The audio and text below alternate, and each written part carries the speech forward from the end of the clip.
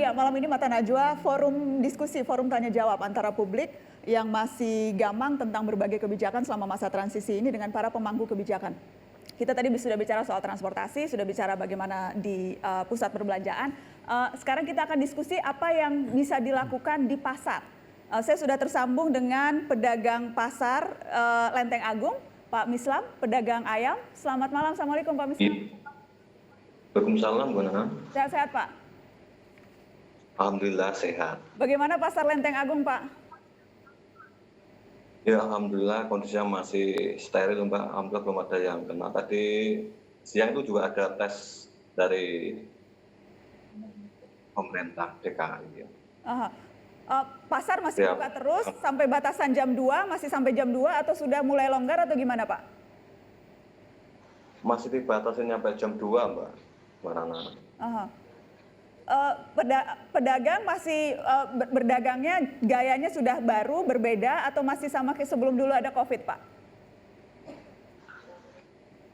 Masih sama dulu, Mbak. Masih pakai masker, ya disiapin air bersih di depan-depan pedagang itu, Bu.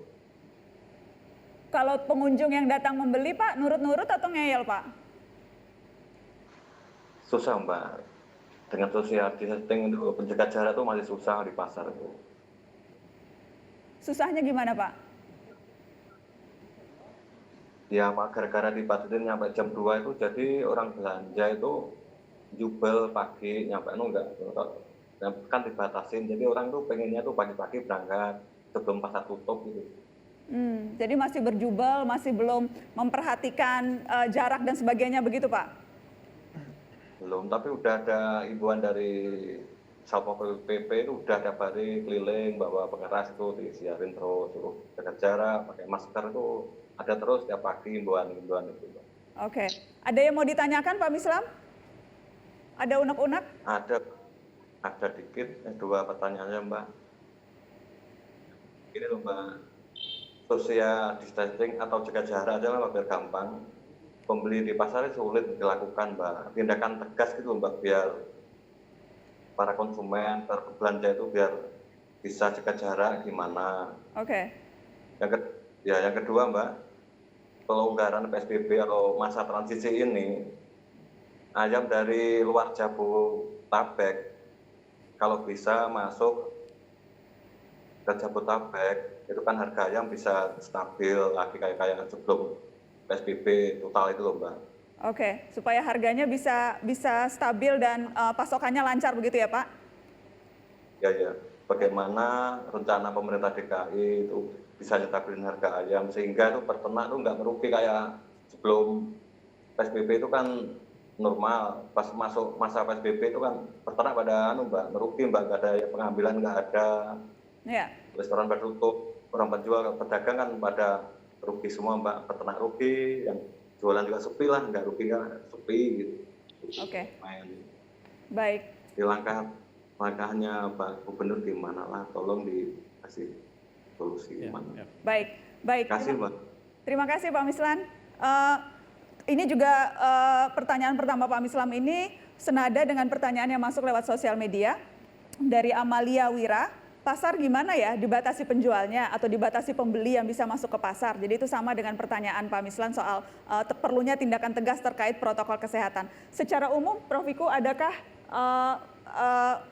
aturan yang lebih tegas begitu atau lagi-lagi ini tergantung kondisi dan bagaimana Pemda masing-masing? Sebenarnya begini, nggak usah cepat-cepat melakukan pembukaan atau relaksasi itu dulu. Pertama adalah lakukan dulu simulasinya dulu. Jadi kan membuka misalnya pasar begitu ya, isinya kan bukan hanya pedagang, tapi juga ada pengunjung, ada alat transportasi untuk menuju ke situ, ada pemasok, dan ada pengaman juga. Nah itu semua coba disimulasikan dulu supaya cari interaksi yang pas dan aman protokol kesehatannya. Kan mereka harus exercise dulu. Kalau itu bisa, baru di situ dilakukan. Kalau belum, disesuaikan dulu supaya jangan sampai terjadi lonjakan kasus. Kang Bima, saya ke Anda dulu karena kalau pasar ini di Bogor beberapa kali kita lihat sempat heboh tuh, Anda sempat teriak-teriak di pasar begitu. Itu pada masih masa PSBB menjelang Lebaran, saya ingat tuh saking udah penuhnya pasar di Bogor. Ini kalau sekarang situasinya? Harus diakui yang paling tidak mudah adalah pasar. Karena crowd-nya paling banyak, pedagangnya paling banyak, dan kita nggak bisa kontrol datang dari mana saja dan kapan waktunya begitu. Nah, tapi pertama strategi kita adalah rutin swab massal di sana, Nana. Jadi seminggu sekali kita lakukan itu, supaya di situ semua selalu waspada bahwa setiap saat mereka diintai bahaya. Itu poin pertama. Poin kedua, mulai kita berlakukan beberapa teknik protokol kesehatan, seperti misalnya mewajibkan pakai face shield untuk para pedagang, kemudian menggunakan batas mika antara pedagang dan pembeli, dan juga semaksimal mungkin cashless transaction. Jadi ada satu pasar di Bogor, Pasar Sukasari, mulai kita terapkan itu. Ya, bahkan uang yang diberikan juga ditaruh di kotak UV dulu supaya bisa clear dulu. Ya, apapun kita lakukan lah seperti itu, termasuk pembatasan yang masuk. Jadi ada angka penunjuk di mana kalau sudah melebihi kapasitas ditahan dulu di luar. Oke, Kira-kira begitu. kita ada video dari UMKM soal bagaimana protokol kesehatan simulasi yang dilakukan di pedagang kaki lima. Mungkin bisa sambil ditunjukkan, jadi kalau tadi pertanyaannya mungkinkah tindakan tegas, mungkinkah dilakukan tindakan tegas? Di Bogor kita lakukan itu, ada sanksi perwali yang nggak pakai masker bisa dikenakan sanksi mulai dari denda, atau kalau nggak mau dibayar denda bisa kerja sosial, bebersih di situ. Itu sudah kita lakukan sejak zaman PSBB di tahap kedua. Oke. Mas Anies, silakan tadi dari Pak Mislan. Iya, jadi pertama mengenai pasar tadi, persis seperti disampaikan Pak Wali, bahwa ini salah satu yang paling kompleks pengaturannya. Di Jakarta ini ada 153 pasar, 122 adalah pasar pangan. Kemudian kita punya 31 untuk pasar yang non-pangan. Nah, yang non-pangan ini baru akan buka, tapi yang pangan selama ini boleh buka. Apa yang dikerjakan? Dengan membuat ganjil genap. Hari ganjil yang buka kios dengan nomor ganjil, hari genap kios yang nomor genap. Itu yang dilakukan. Lalu yang kedua adalah protokol kesehatan ketika masuk keluar, di mana mereka semua harus cuci tangan sama seperti ketika masuk studio di sini. Lalu yang ketiga adalah dengan tentu mengingatkan, karena ini pergerakan orangnya itu bukan sesuatu yang linier ya, kan bolak-balik begitu. Tapi ada satu hal, kalau di situ ditemukan kasus positif, maka pasar ditutup. Jadi kepala pasar itu bertanggung jawab untuk melakukan monitoring itu. Oke. Jadi kalau misalnya kita menemukan kasus, otomatis langsung akan ditutup. Baik, saya ingin ke Pak Suyudi, mohon maaf. Pak Suyudi masih bersama Mata Najwa. Pak Suyudi ini adalah pemilik Warteg Karisma. Yang juga tentunya selama PSBB ini menghadapi beberapa tantangan, dan selama masa transisi saya ingin tanya Pak Suyudi, terima kasih sudah bergabung Warteg Karisma. Yeah. Apa kendala-kendala yang Anda hadapi Pak Sayudi? Ya, terutama di kebijakan masalah jaga jarak, Mbak. Karena pemerintahan dari kelurahan A ke kelurahan B itu kadang-kadang berbeda. Ada yang emang sama sekali tidak boleh pakai bangku, ada yang boleh tapi harus jaga jarak. Ini jadi bikin bingung, ya.